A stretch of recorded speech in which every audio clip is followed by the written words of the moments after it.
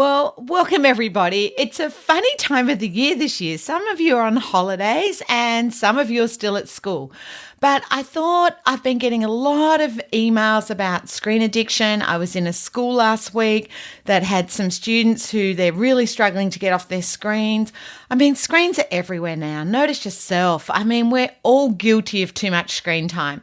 And I suspect with the holidays coming up, you're going to have to be conscious of your screen time too, that you don't just go down that Netflix or Stan or whatever you watch, binge watching, that you're going to have to be conscious of it.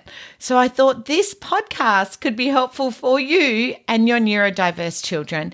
It's Simon Roza, who is an expert on ADHD, and he really steps out the 4 different types of screen time, but also how we help children identify their addiction and what to do, actually empowering them. And if you think about the podcast last week on PDA, 2 weeks ago on PDA, a lot of that is working with our young people to come up with a plan, working alongside them, not just going no screens. That is not going to work. You need to look at replacement. So if you know any kids who do struggle with screen time, this would be a great episode to share with friends and family because Simon is so realistic about the way that we address it. He's worked with hundreds of kids and supported them, and he's giving you practical tips and strategies. But also, honestly, I'd never thought about the 4 different types of screen time until Simon and I did this episode together. So it is a replay. Even if you've heard it before, it could be worth re-listening to because I realise it's nearly 3 years ago that we recorded this. That is just scary. Now, don't forget, if you want to join me for upcoming live virtual workshops or you prefer online on demand, the holidays is a great time to do some learning. So make sure you check out my website, what's available. I've also got upcoming workshops in Tamworth, Adelaide, Sydney. Make sure you register because we've got smaller venues this year just because so many schools had trouble getting relief teachers. We've moved to smaller venues. So make sure you register now. You don't have to pay now. We can invoice your organisation. So I've got live virtual coming up, which you can join from anywhere, and I've got online on demand that you can do whatever time suits you. Or I also have actually face-to-face Tamworth, Adelaide and Sydney. So make sure you register. Hope to see you soon. Hi everyone. Welcome to the Sue Larkey podcast. As I always say, you have to embrace difference to make a difference. Let's dive into today's podcast.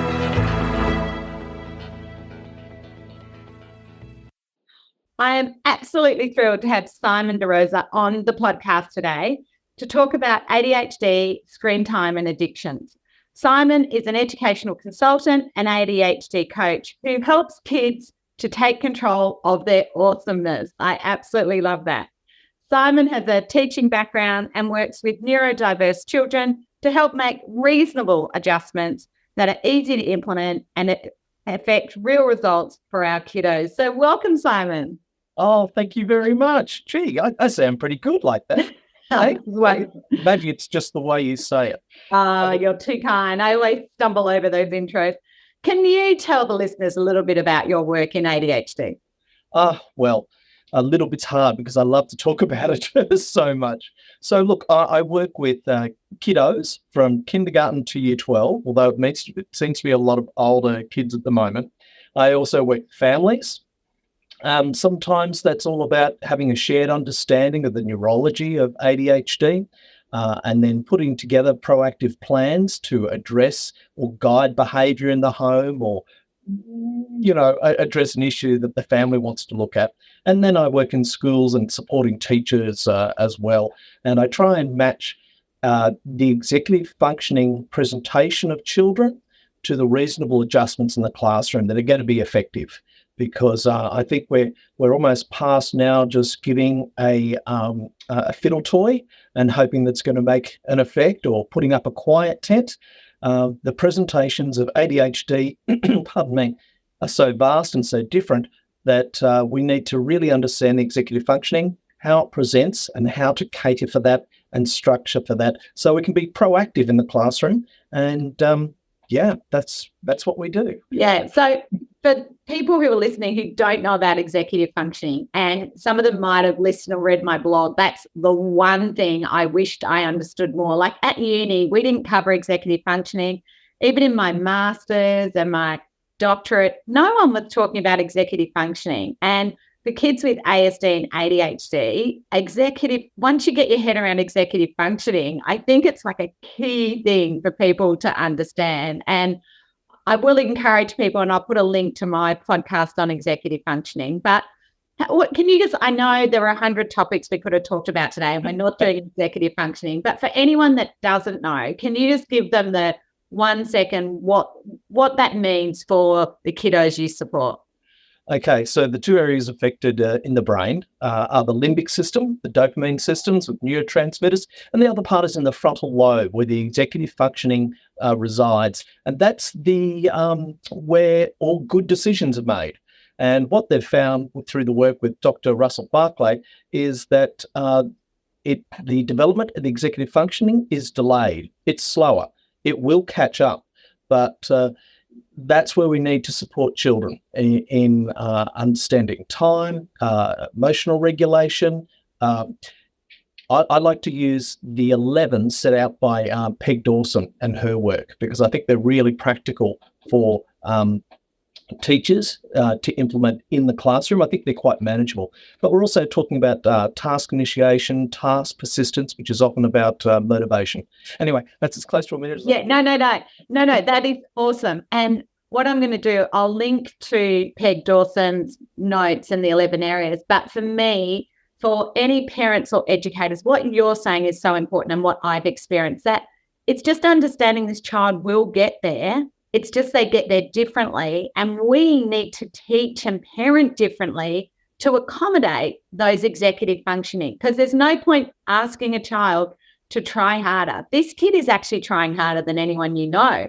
And like with emotional regulation, they really can't help that inhibition that they have to react to the situation, whereas other children do it naturally without even being taught or given structures. So that's what I like about understanding executive functioning. But anyway, I really appreciate your 1 minute version, because I know we could both talk about that all day.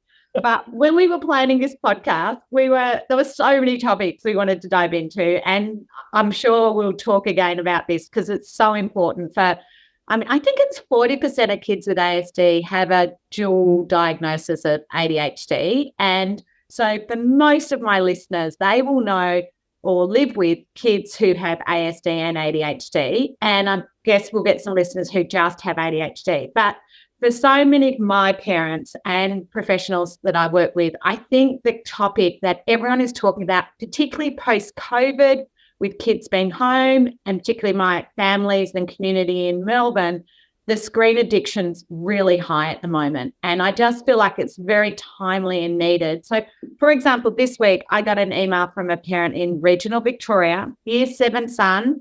So he's done that transition to primary to secondary during lockdown, basically.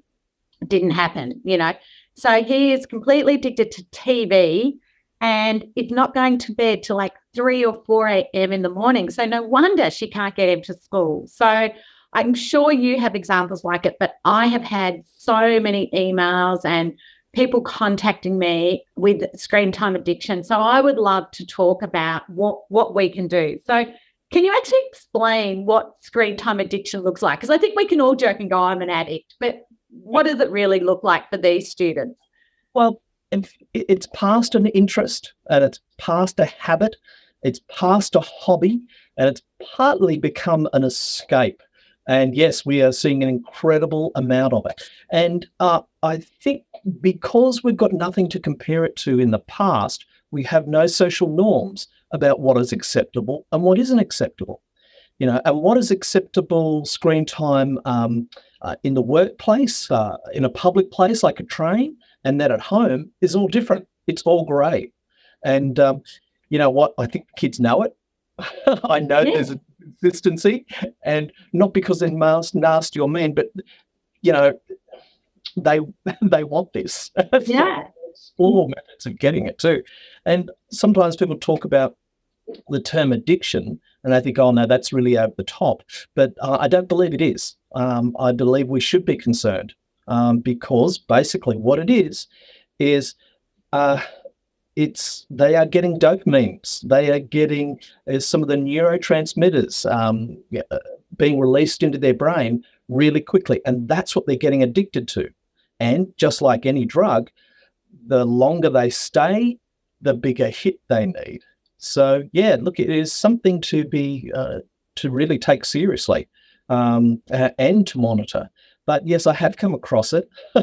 I've had some success and maybe not others. But I think the success comes when we can finally get it across to the kids. They've got to name it. They've got to own it and go, yeah, okay, I need to do this. It's overcoming that denial. And once we overcome that denial, that's when we can start making headway. But yeah, I came across a young lady, twice as exceptional, brilliantly intelligent, and I was coaching with her, and she said, "Look, I don't want to tell my parents, but I think I have a problem with the screen." And so this young girl's in year 12. She's doing highest level you can, and she said, "I think I'm doing 16 hours a day." Wow. On average. Average. And I did have some success with her, and I said, "Well, what are you up to now?" And she said, "Oh, I don't know where my phone is." Wow. So what made a difference? What were her recognizing it? And I agree. And you mentioned like denial, and I think just a reminder for parents that, a lot of kids, when they move from denial, the next stage is anger, and they're going to be angry with you and everybody. And we have to really remember that it is the normal stages of grief, because an addiction is the normal stage of grief. So we go through the denial, not a problem. Then we go through the anger, and then often the bargaining, like, oh, can I just have it for an hour or two? Or, oh, today my friends are playing Fortnite, so I need to get on that special thing. So they're bargaining with you. Or if I get 80% in an exam, can I have more time? I mean, this is the stuff I hear. I don't know about you, but the bargaining. Yeah. But the anger, I'm so glad you brought that up, because I do outline to parents, you're probably going to get anger, but I see that as a step forward in acceptance. Yeah. I mean, they don't bargaining. When they start bargaining, I think that it's like, woohoo, they actually get that there's some bargaining going on, and that is one step closer to losing the phone that you experienced with the young lady. That's one step closer. So sorry. Yeah. Go. Well, I think there are probably four areas that addiction can occur. And I think there are 4 slightly different therapies too. So when I've worked with ASD kids, and there's always that comorbidity, ADHD rarely occurs by itself. There's always, dyslexia, dysgraphia, etc., and ASD. There's that crossover as well. So I often work with a lot of ASD kids too. And I find this more often in kids with autism or on the spectrum. After a hard day over a hot desk, they do like to escape from the reality. They like to exert some control over their world. I kind of call it the escape and create. It's a way to get away from expectations of teachers and parents and get away from time expectations. And I believe in some ways it's quite therapeutic, but we've got to be careful of that, because that can be, say, an onboarding for some situations. So escape from reality. It can be gaming, and I believe that can be solo driven, where they're just competing with themselves, and that's a real dopamine driven kind of addiction. Then there can be the teams, the online teams. So they're getting dopamines, but they've also got the social, sometimes anxiety and expectations that they can't let their mates down. Yeah. They'll all be on there and they've got to finish these particular missions. Otherwise, they're losing or could lose their kudos, their standing amongst their group.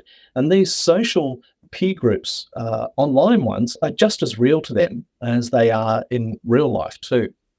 I believe there's also internet, where you are just surfing the internet, where you go down that rabbit hole of procrastination, where you've got children who are sitting at their seat, they've got their study time, and they're actually probably just avoiding the emotion. They're avoiding the task of doing the homework because these kids are just so planted in the now. So they avoid the small emotion at the moment. And because later is so far away in the distance, that emotion down there is really shrunk. So it means nothing to them. So, yeah, sometimes it can be a way of what we might see as procrastination is really just an avoidance technique. The fourth one I'd like to differentiate too is group chats. I often find kids, ASD, ADHD, you know how they often control a game? And they set out the rules and they let people join in because they can be the police people of that particular area, and that way they've got control. Often I find kids will actually set up social groups online that they set the rules, and they're the police people there, and they've got to monitor every conversation and everything that's said, and that's exhausting. And I had one young boy who would have a comment, and because everyone would just comment with one line or a question mark and another line, and sometimes there'd be 240 texts that he'd want to go through, just missing out. So you can be addicted to the social aspect of wanting to be joining in all the time. So, yeah, I think there are different types of screen addiction, and there's different ways to treat them, but it's all the same. It's really quite simple. But very difficult to achieve. I like the fact you've said that. And I think with all things with ADHD and ASD kids, it is simple but difficult to achieve. And I don't know if you're about to say this, but for me, what's difficult to achieve is the consistency and persistence. Like that, we can all go, oh, great strategy, and do it for one day. But what I've found with addiction and that it has to be that team consistency, persistence, and that's exhausting for the adults too. Yeah. Oh, absolutely. Absolutely. Yeah, and getting the whole family on board. And of course, if you can get everyone on board and you've got that consistency, then you're going to have a change. But yeah, the goal is to simply to turn it off, and have control over that too. So, look, I did outline some of the things I talk about with kids and what I do. Would you like me to go through those things? Absolutely. All right. So one of the things I get kids to do to try and own it is I actually talk about the neurology of the brain and the executive functioning and the limbic system. I do it at an age-appropriate level, but I've done this for kindergarten and I've done it to year 12 too. But it's also kind of empowering for them to differentiate between their diagnosis and themselves. And I find that really handy, especially when they've got that inner critic going on. They can start silencing their inner critic. So, yeah, I talk about the limbic system. I talk about getting addicted. And it's not just addicted to screen, but you can get addicted to bad behavior. You can get addicted to smells, exercise, a variety of things. So, but if you were still in a position where kids are denying it, then I like to collect the information. But actually, best of all, I tend to go, all right, so okay, let's have a look at this. Is it really a problem? How about you guess how much time you spend on, gaming or so? Just have a bit of a guess. What do you think?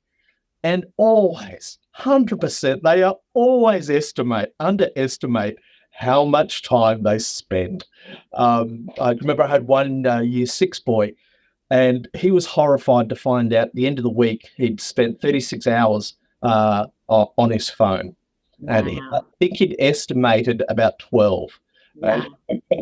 No. And isn't that great now? Our devices actually can tell us how much time. And then I personally love it when it comes up. I'm like, I always say to my family, I don't have time for stuff. And then I see how much time I spend on my phone. And I go, I do have time. I'm just spending it on the wrong things, So I think we're all guilty of that. But as you say, this is another level beyond that. But I love getting the kids to actually see it, to see it for what it is and how long they're actually doing it. That's fantastic.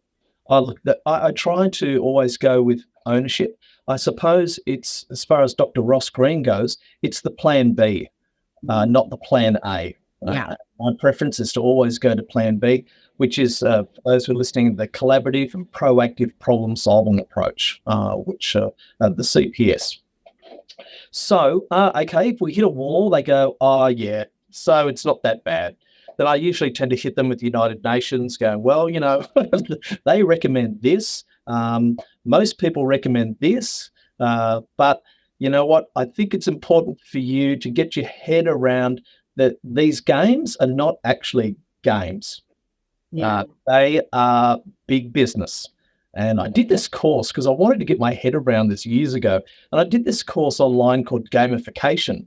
Really? And, oh my goodness. Scary. Yeah.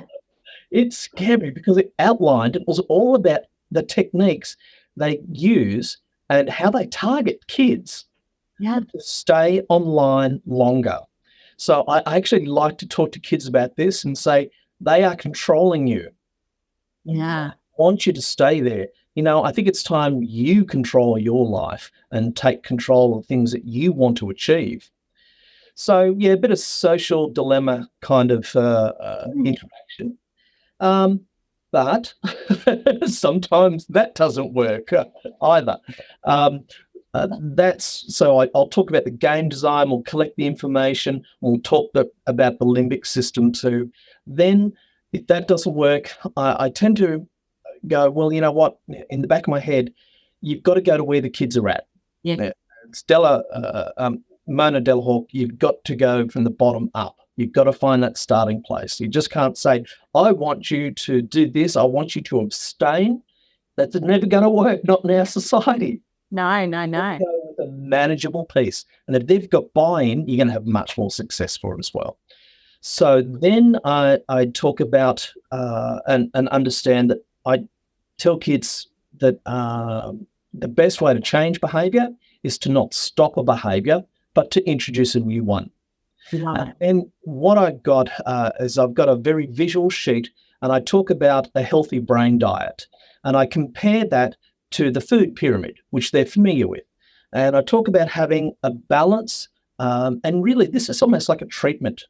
This is an overview of all the treatment things that they can do as part of their management of ADHD. So I talk about learning. You should always be learning something. And I just don't mean at school. You can learn courses. You can learn how to ride a bike. You can learn how to do rock climbing. There are so many things you could be learning about. And if you practice your learning outside of school, it can make the learning inside school a lot easier. I also talk about connection time. And I explicitly say, sit down, have a meal with your family, because what happens at a subconscious level is you get the release of neurotransmitters which let you realize that you belong to a group, that you have a tribe of people that love you, accept you, and care for you. And you get a feeling of safety, which is also such an important part. I talk about having connection with friends. And I say, you've got to have connection. You've got to have some screen time. I totally get that. It's just the balance. You've got to want connection with your family just as much as you want connection with the screen.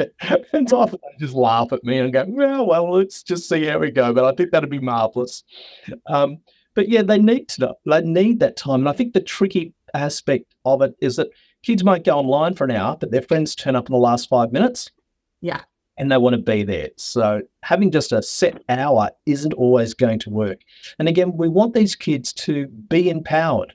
We want these kids to advocate for themselves.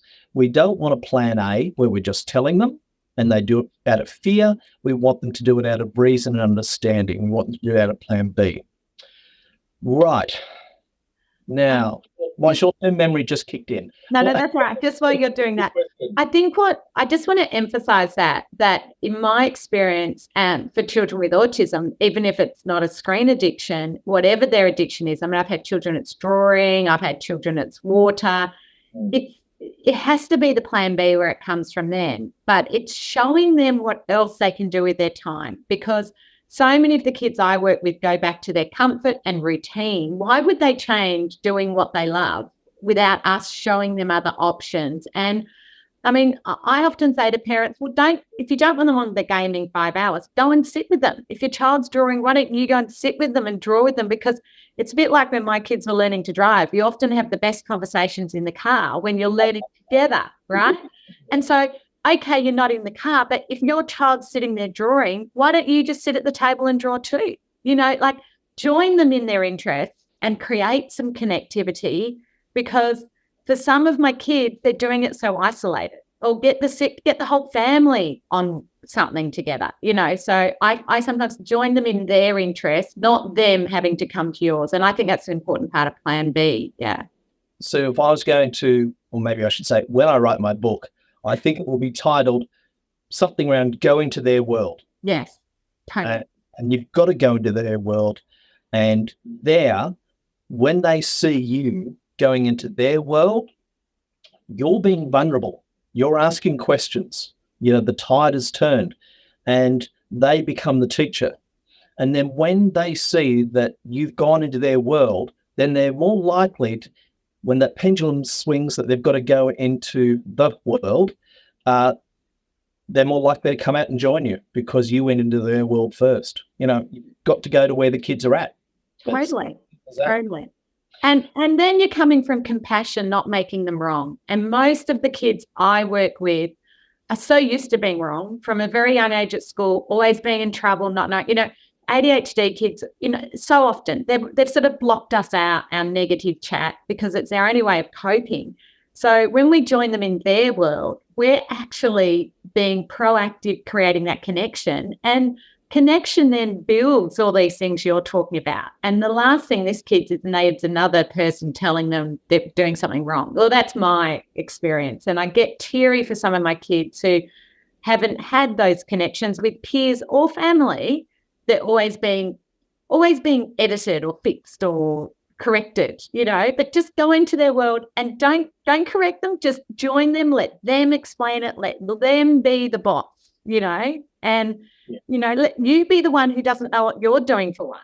And I think kids seeing that vulnerability is so powerful, so powerful. That's exactly where trust comes from. And that's where relationships. And often I have teachers say, well, what can I do? And the first thing is not just build a relationship, not just build a rapport, build a connection. Mm-hmm. I often say to executives and principals, if you have a teacher that has a number of kids with challenges in there, give them time.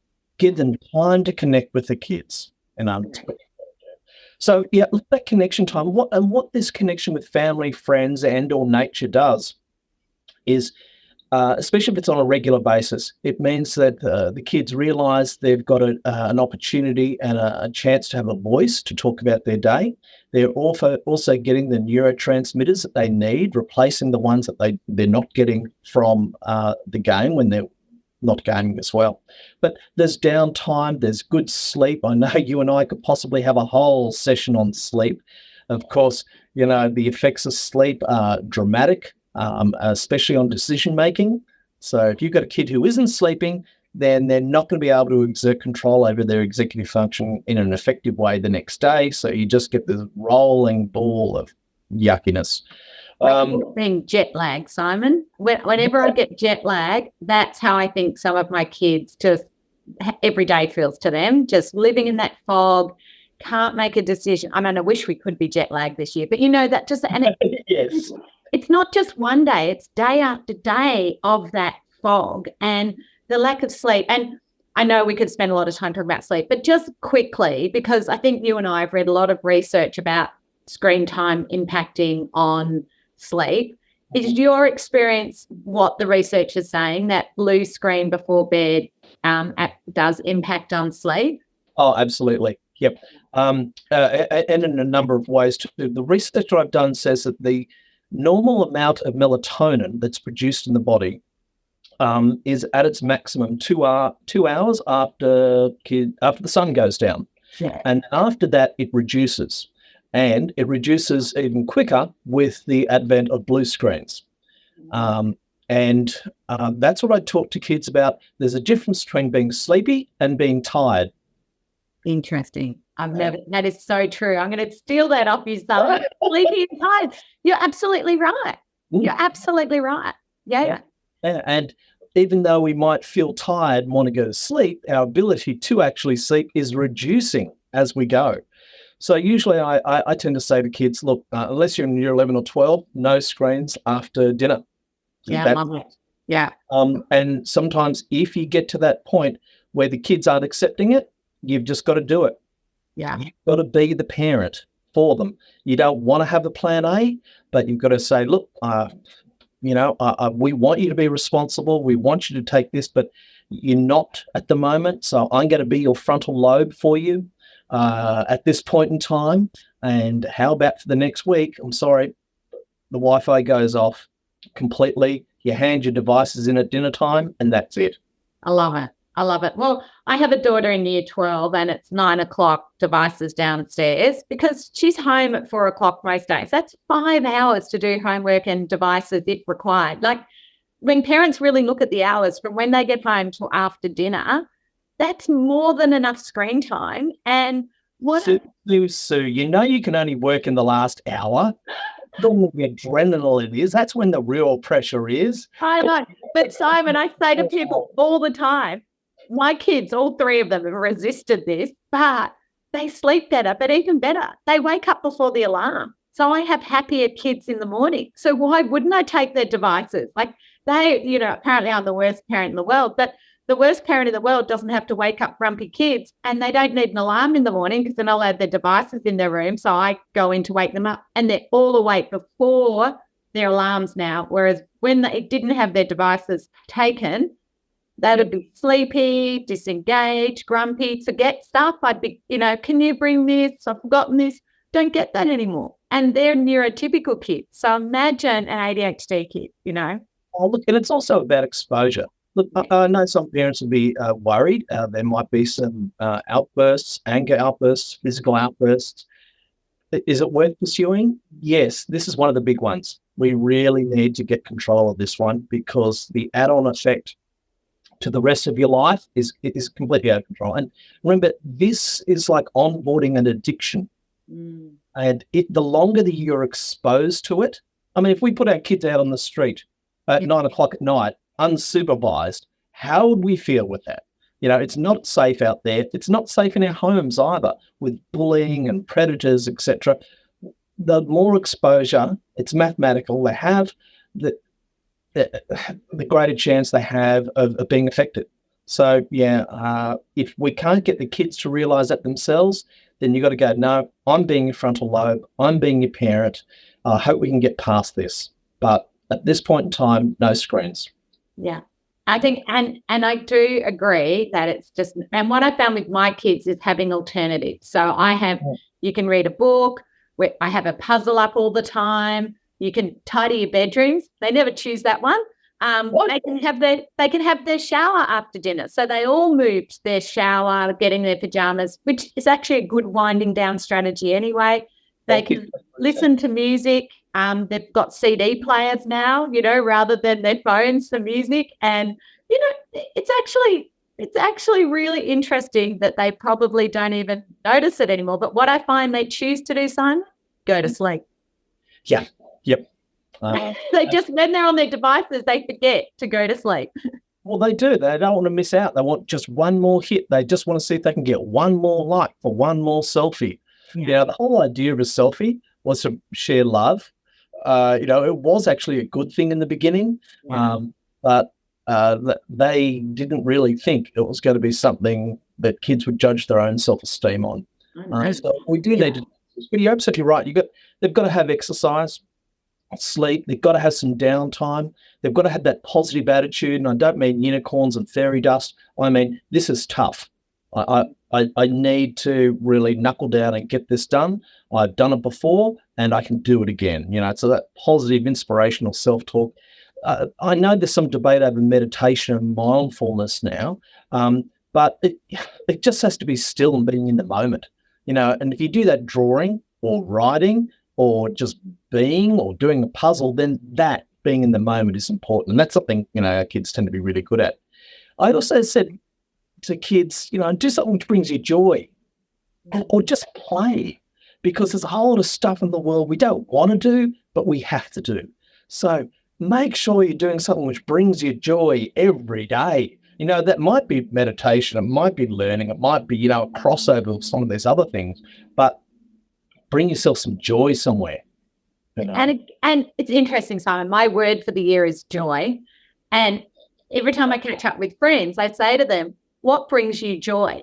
And I think a lot of adults have forgotten what brings them joy.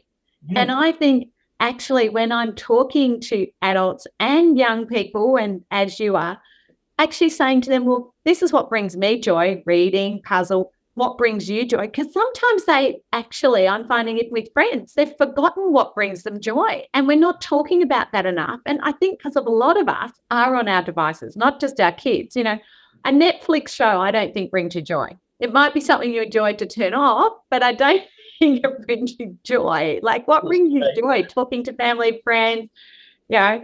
I've got kids who are amazing photographers, you know, and I'm like, that's what brings you joy. Not a selfie, but a photo of nature or going for a bushwalk or, going swimming. I've got some kids who are amazing swimmers, you know, like what brings you joy? And I think we all need to get a little bit more present to that. And again, get the kids to join you in your joy and you join them in their joy. Yeah.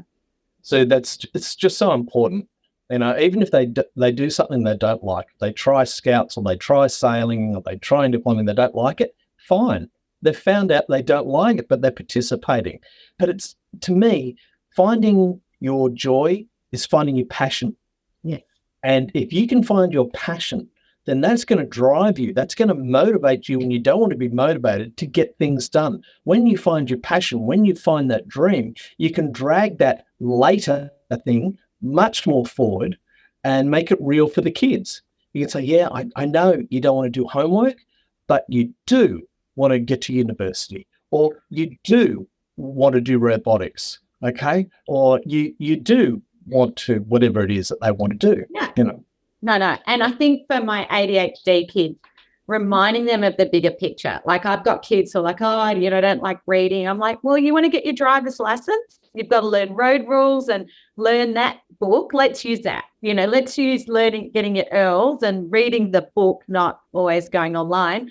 You know, there's things you want to do, that robotics, that photography. And if we just keep that focus with them, it's our job to keep it with them. And you've got to try lots of things along the way to work out which are your interests. And I think as adults share our own journeys too, like, oh, well, when I was younger, I thought I wanted to be a hairdresser and then I wanted to be this and that.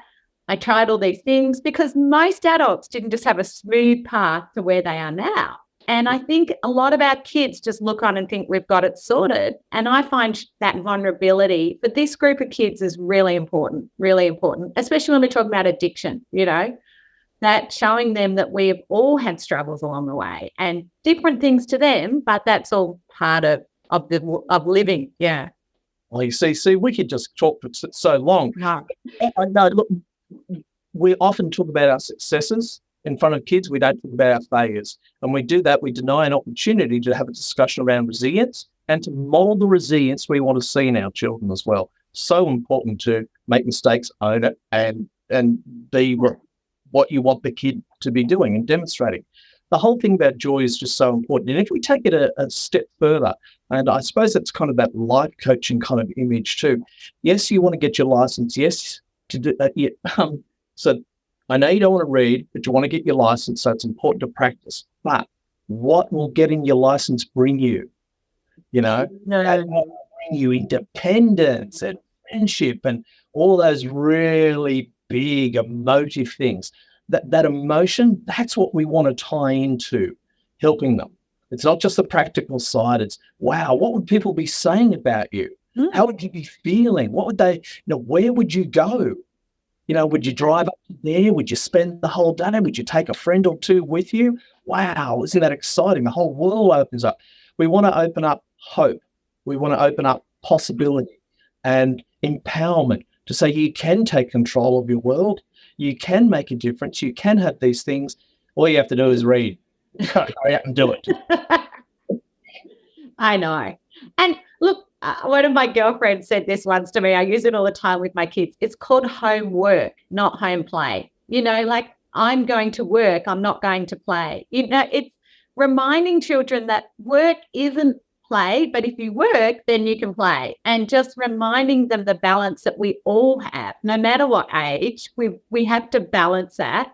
But when we've got our play and our spare time, think using that effectively and mindfully, doing the things you're talking about, like exercise and nature, but also sleep. That's an important part of all of those things. Now, I've just looked at the time and we knew we were going to have trouble staying on time here, Simon. But I didn't get to plan B, so I'm going to have to come back. okay, but look, I can't thank you enough, and I'll get the links off you and the references so people can read more. But we have covered so much information. I know people are going to be hopefully thinking about their joy, but also thinking how they can join children in their world and in their activities and really make themselves vulnerable and guide them from addiction to actually regulating their use of screen time. So thank you so much. I really appreciate it.